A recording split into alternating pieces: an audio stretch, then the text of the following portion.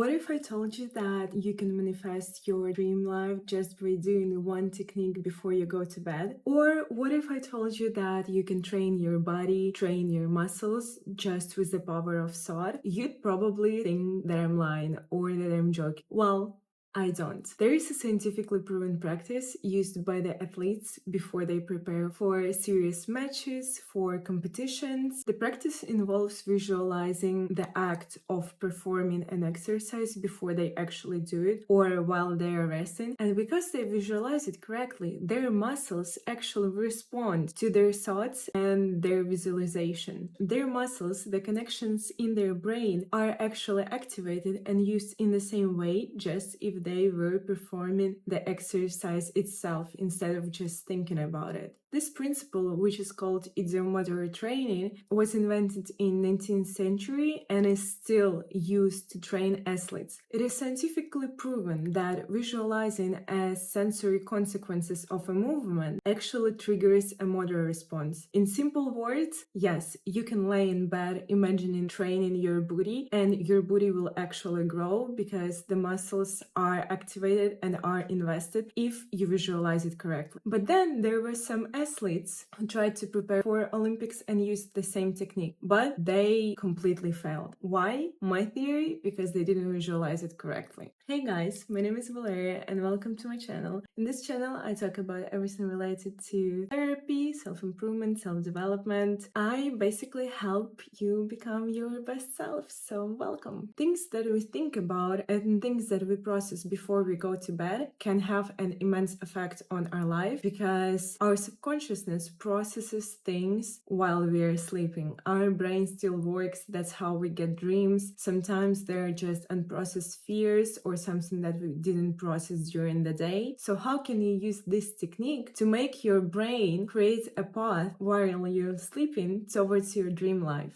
And trust me, just by doing this 5-minute practice, by doing this 5-minute visualization practice before you go to bed, you will see how your life changes dramatically. Why and why is it important to do that before bed? I'm gonna explain a little bit later. Now, let's talk about what is the difference between different visualization techniques. What did the athletes do that made them fail? Why their muscles weren't responding to the practice actually, and how does it work? And the difference between those is what makes the practice useful for some people and makes other people fail. First way to visualize yourself is external visualization. It's basically like seeing yourself in the movie. You watch yourself do certain things, you watch yourself live a specific life, you watch yourself doing booty exercises or ab exercises, but like from a third view perspective. You're not really that person, you're just observing the movie or a picture. This is dissociation. You're dissociating yourself from the person who actually lives through the experience, and it's very helpful if you're like working through traumas and going through traumatic events because you're not actually that invested and that involved in the process that's happening. You're simply watching the movie. While it can be useful for analytics to observe some things, to analyze some things, it doesn't really help when you want to get invested and when you want to feel things happening in your body. This way, your brain never sends signals to your body to make you feel like you're actually doing something. Now, there is a second way to visualize things, and this is called internal visualization. That's what's happening right now in the moment. You see your hands, you see your whole body except for your head, you see your feet, you see everything around you, and you're watching everything from a first-person perspective. You're watching the world from your own perspective. If you visualize yourself doing something through internal visualization, for example, lifting weights or jumping or moving your toes, that's when your brain will start to send signals to your body and it will have almost the same result as if you were actually working out. Think about it this way. Why, if the person has a heart attack or they lose the connection to their feet, for example, the doctor would, in 9 out of 10 situations, recommend to imagine how the patient moves their toes or how they move their legs that they cannot feel, because that does have an impact on your reflexes, on your muscles.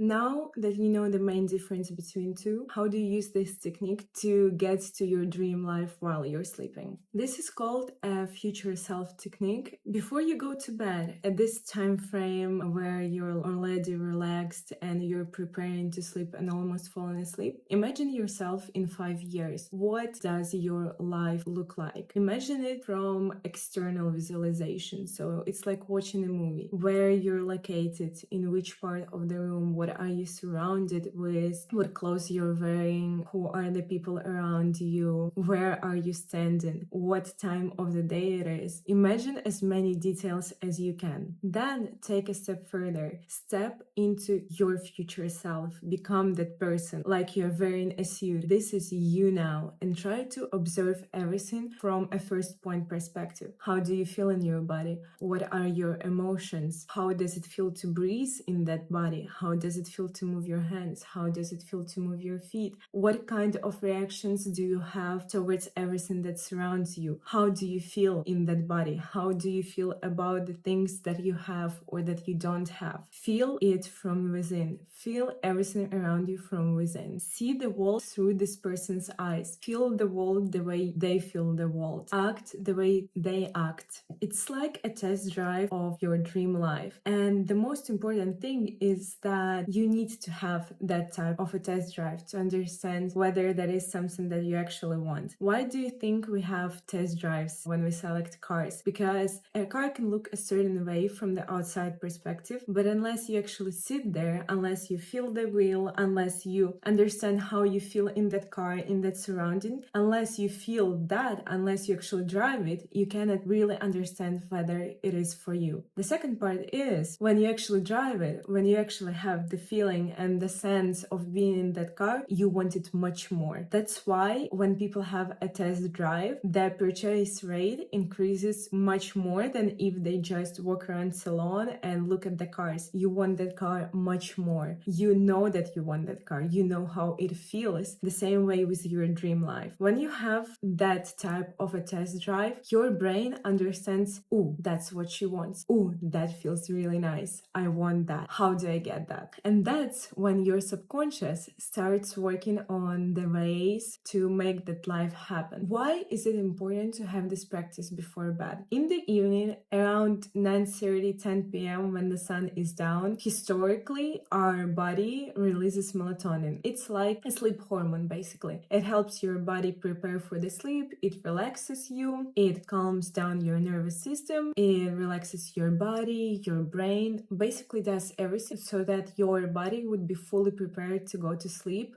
and have a peaceful sleep. It lowers your heart rate and also primes your subconsciousness to prepare for the sleep as well. And our subconsciousness processes things while we're sleeping. So while you're sleeping and your body is resting, your brain still processes things that you didn't process during the day. Maybe there were some traumatic events or events that impacted you. Your subconscious will be working on that while you're sleeping so that you can be refreshed the next day. It is basically like a sorting machine. So it sorts out everything that you didn't sort out yourself during the day, creates a folders for it, analyzes what are the resources that you can use, what are the things that you still need to think about and process and understand, and things that are important to you. It basically creates a folder system while you're sleeping, understands what is useful, what is not. Now, anything that you focus on before you go to bed, anything that you think about will be a sign for your subconscious to think about, to process and to sort out. This is the time that the things that you think about will be marinated and processed by your subconsciousness while you're sleeping. Your brain will be organizing resources, crafting strategies and paths to make your dream, your visualization, your reality while you're sleeping. And when you wake up, because your subconsciousness processed it, your brain knows that you want to get there, that is your goal, and you see your goal, you will attract opportunities, you will find opportunities to make that dream your reality. Sometimes when we want to get somewhere, we don't need to look on the road, we need to look at the goal. And our brain will find specific paths, the specific ways. It will move the body itself so that you'll get to a certain point on the road, for example. Obviously, sometimes we look at the road just to make ourselves feel better, but you should try just looking somewhere and just walking. Your body, your brain know what they're doing. They know that your goal is set there, and all the processes that are happening are actually unconscious. Your body knows which leg to use. Your body knows which muscles to engage. Your body knows which resources to use. It knows which paths to avoid. So by visualizing things before you go to bed, you actually set that goal for your brain, for your subconscious. And when you wake up, it will attract opportunities. It will create instances for that dream life to happen, for that dream life to be closer to you. It will notice things and people that can help you get there. And those 5 minutes not only create settings for your brain, but can actually be used as a map for your future. After you do this practice,